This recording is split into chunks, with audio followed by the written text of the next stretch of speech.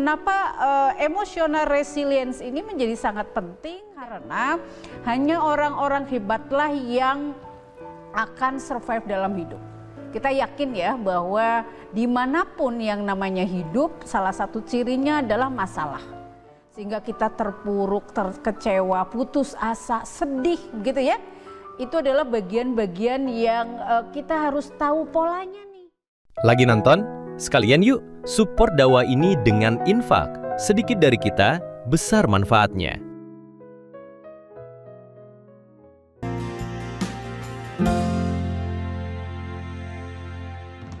Bismillahirrahmanirrahim. Assalamualaikum warahmatullahi wabarakatuh. Subhanallah, alhamdulillah, wa la ilaha illallah, Allahu akbar. Allahumma sholli ala sayyidina Muhammad wa ala ali sayyidina Muhammad. Senang sekali bersama saya Wiwi Woro di program Smart Mom. Apa kabarnya ya dan mama hebat? Semoga hari ini menjadi hari yang penuh keberkahan, hari terbaik yang bisa kita upayakan, yang tentunya penuh dengan ketaatan dan pertolongan Allah ya. Amin ya robbal alamin. Baik, kita akan sharing tentang sesuatu yang sangat penting, bukan hanya untuk putra-putri kita ya dan mama hebat, tapi juga untuk kita semuanya sebagai orang tua. Tema sharing kita kali ini adalah bagaimana kita mendidik agar putra-putri kita memiliki ketahanan emosi yang baik atau emotional resilience yang baik. Wah, rada-rada aneh itu Bu, apa itu emotional resilience pada anak? Nah, kalau ayah dan bunda bertanya apa itu emotional resilience, adalah kemampuan anak dalam mengendalikan emosi. Wah, emosi itu apa saja? Sedih, marah, kecewa, putus asa ya, itu adalah bagian-bagian dari emosi. Nah, bagaimana putra-putri kita setiap saat di seluruh aktivitas kehidupannya, bisa jadi bermain dengan teman, bisa jadi sekolah, bisa jadi apalagi putra-putri kita yang sudah dewasa bekerja ya, berumah tangga, waduh, bersosial dengan masyarakat begitu ya.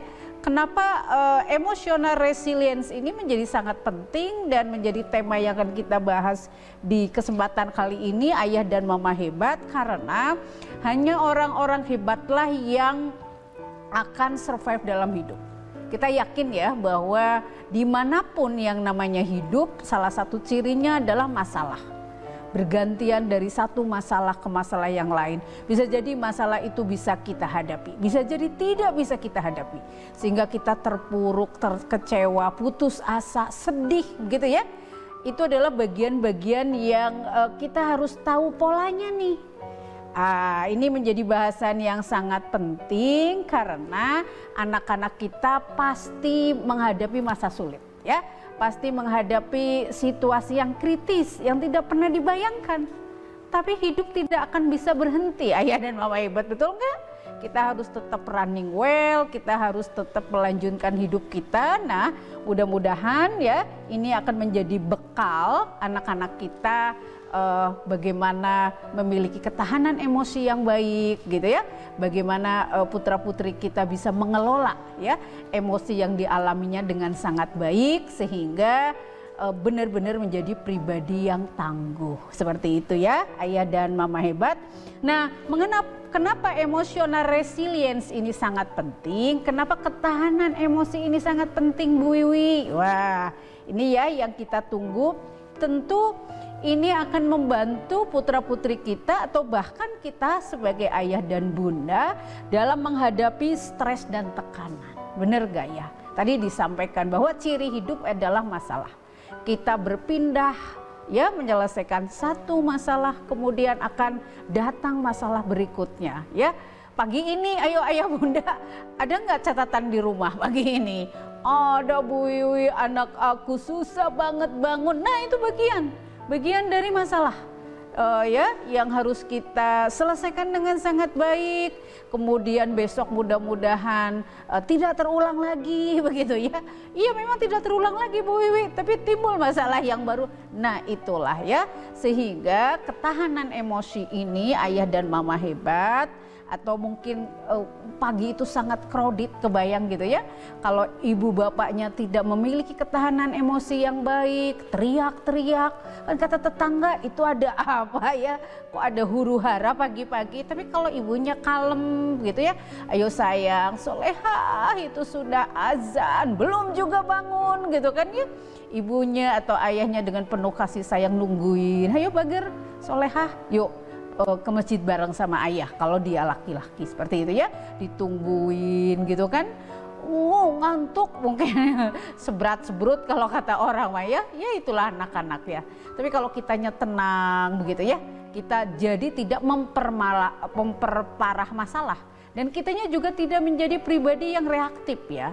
Karena kalau pribadi reaktif, kitanya sudah marah, nada suara naik gitu ya, kemudian mata mulai gimana kalau marah, melotot gitu ya, kemudian tangan itu sudah mulai mudah maksiat, mencubit misalnya ya, memukul gitu ya. Jadi gitu, kalau kita nggak bisa mengendalikan diri dengan sangat baik, itu yang ada adalah maksiat, dosa, dosa dan dosa, dan kitanya capek sekali ya. Kebayang ya, ayah dan mama hebat. Tapi kalau ayah bunda atau putra putri kita be kalem gitu ya, menjadi pribadi yang kalem gitu ya, ada masalah ada dihadapi, tenang dulu seperti itu, tentu ini akan membantu ya putra putri kita tadi ya dalam menghadapi masa kritis atau tekanan. Yang kedua adalah meningkatkan optimisme ya. Kenapa orang yang memiliki ketahanan emosi yang baik cenderung memiliki pandangan hidup yang positif atau optimis? Ya Allah, ini terjadi dengan izin-Mu gitu ya. Uang yang untuk Gojek kata anak kita teh kok hilang ya, jatuh kayaknya. Oke, alhamdulillah ini terjadi dengan izin-Mu, tapi ini Gojek harus dibayar gimana ya? Mungkin pinjam ke teman gitu ya, mungkin dia resikonya di hari itu tidak akan jajan gitu.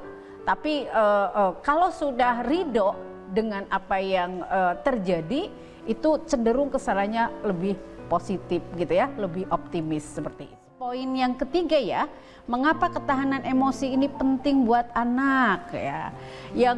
Poin yang ketiga adalah mengasah potensi diri. Wah, kenapa ya? Kenapa bisa begitu Bu Wiwi? Iya, orang itu potensi gagalnya selalu ada. Untuk anak-anak sekolah barangkali ya, sekarang sudah masuk di semester genap ya. Barangkali kemarin baik itu melalui nilai rapor, kalau yang kuliah ya sudah selesai ujian akhir semester, sudah mendapatkan nilai begitu ya. Dari sana orang-orang yang hebat begitu ya, orang-orang yang mau tumbuh ke depannya ingin lebih baik, pasti belajar dari kegagalan misalnya. Anak-anak kita yang misalnya kuliah, Umi, ya Allah padahal udah segala macam cara gitu ya, tugas oke, kedatangan oke, uas rasa-rasanya bisa, kenapa aku dapat amin? Aduh Bu Wiwi, itu putra saya banget begitu gitu ya, mungkin ngalamin ya yang putra-putrinya udah kuliah gitu ya. Ayo coba Kak dicek, barangkali Bapak ini memang unik ya. Coba kalau bisa disamperin gitu ya, disilaturahim, gak usah nanya dah, karena dosen itu punya kewenangan untuk memberikan nilai berapa kepada mahasiswanya gitu. Cuma minta saran saja, Bapak boleh minta saran Mbak, gimana ya caranya meningkatkan misalnya prestasi belajar di mata kuliah Bapak. Seperti itu ya, sehingga anak itu didorong oleh kita untuk selalu berkembang, untuk selalu memperbaiki apa yang kemarin sudah kita capai seperti itu, sehingga jiwanya itu jiwa optimis gitu ya, dan bisa mengeluarkan seluruh potensi. Oh iya, bisa jadi kemarin kan harusnya kuliah itu ya, menjawab pertanyaannya adalah pertanyaan analisis, bukan iya tidak atau dan sebagainya atau gimana. Mungkin pandangan kakak konseptualnya kurang matang, mungkin kakak kurang membaca literasi gitu ya. Itu adalah bagian-bagian, termasuk putra-putri kita yang mungkin duduk di bangku SD, SMP, SMA. ayo kakak, mama saya udah kelas berapa nih, 12 gitu ya, tahun depan mau kuliah, mau ngambil jurusan HI misalnya ya, hubungan internasional, tetapi kok bahasa Inggris saya ini di semester 5 ini melorot nih kak, mama misalnya ya, kayaknya saya nggak akan bisa deh ikut jalur prestasi, karena jalur prestasi itu misalnya harus ditempuh dengan nilai terbaik semester 1 sampai semester 5. Apa yang harus dilakukan oleh kita sebagai orang tua? Percayalah Kak Dek, setiap orang punya jatah rezekinya masing-masing. Tidak ikut jalur prestasi bukan berarti dunia hancur gitu ya. Kita masih punya persiapan gitu ya. Seandainya kemarin 4 semester sudah diupayakan, insya Allah kerja kerasnya pasti nempel lah ya, ilmunya bermanfaat.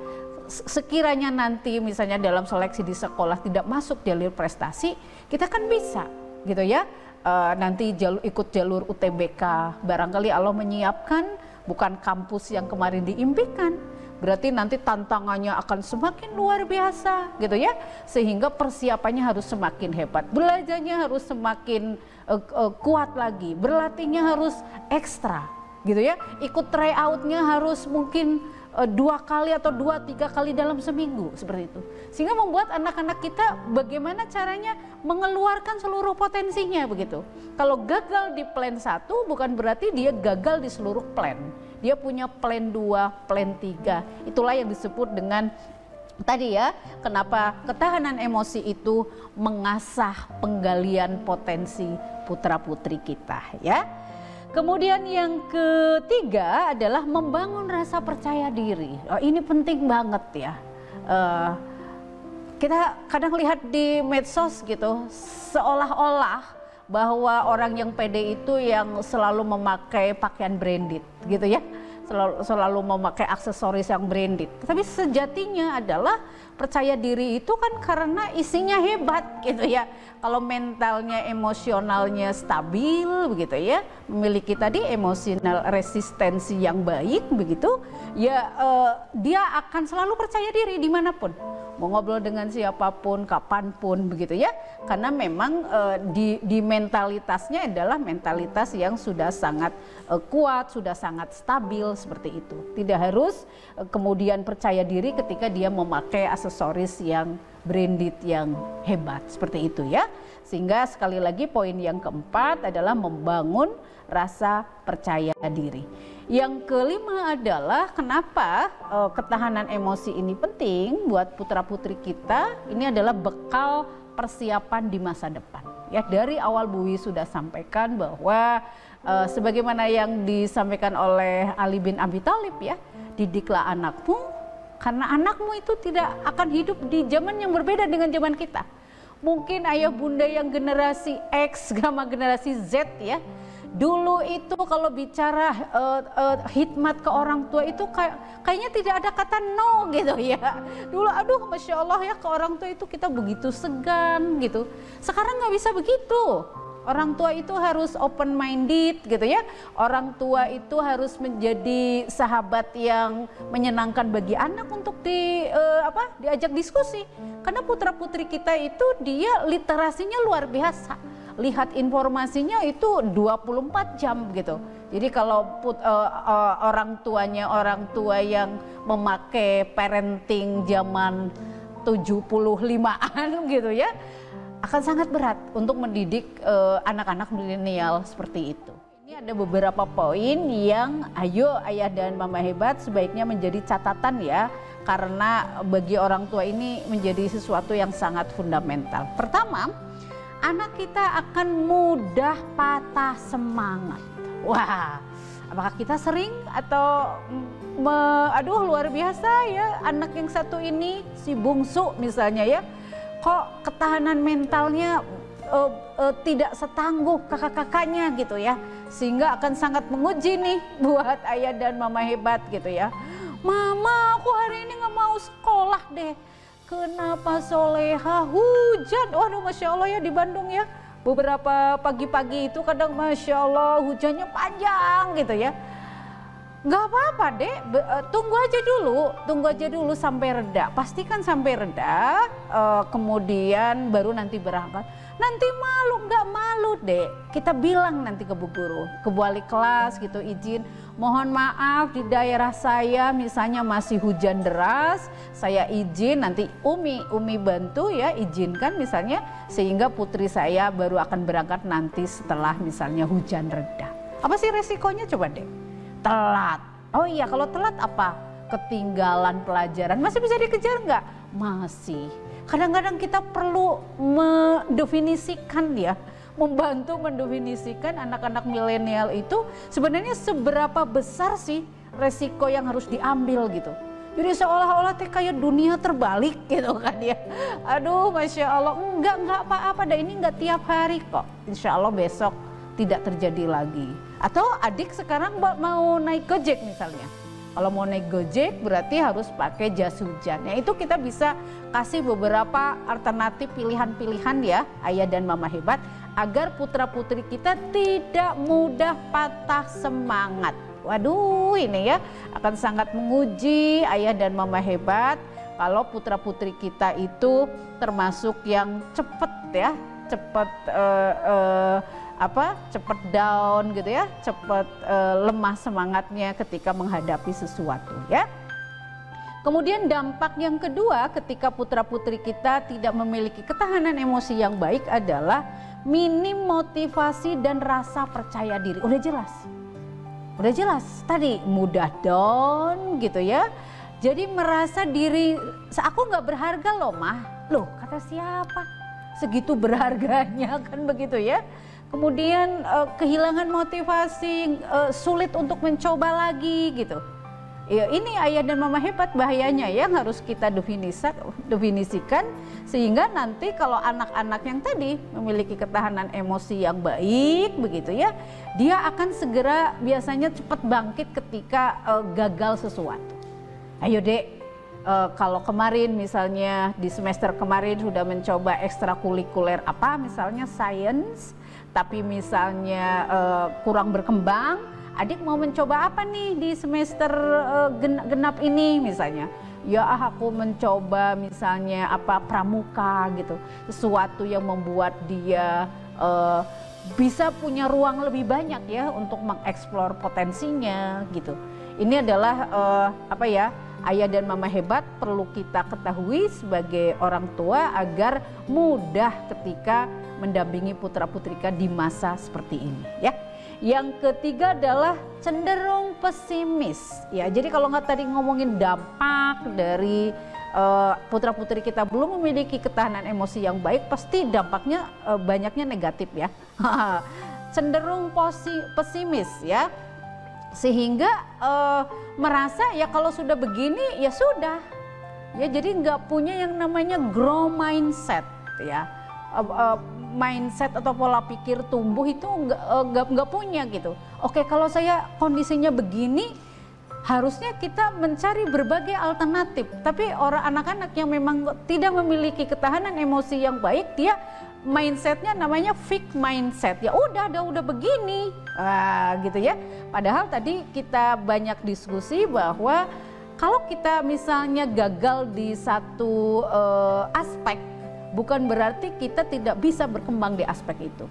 Kalau kemarin matematikanya misalnya 7, bukan berarti saya nanti tidak bisa mengambil program studi IPA karena masih banyak dan sebagainya seperti itu ya. Sehingga ayah dan mama hebat, sekali lagi mudah-mudahan yang kita bahas tentang apa itu ketahanan emosi ini menjadi bekal memotivasi, mendorong putra-putri kita memiliki ketahanan emosi yang stabil sehingga tumbuh menjadi anak-anak yang tangguh ke depan, insya Allah. Terima kasih. Assalamualaikum warahmatullahi wabarakatuh.